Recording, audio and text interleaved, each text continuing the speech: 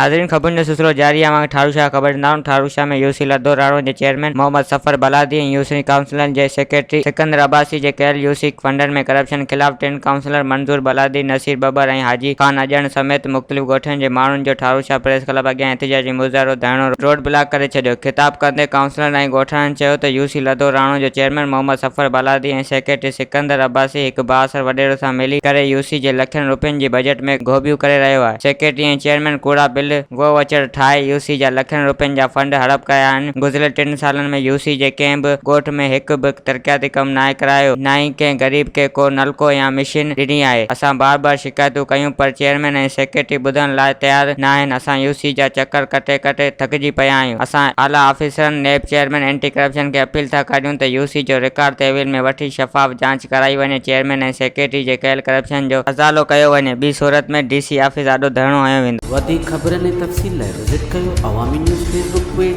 YouTube page ऐं अवामी news website.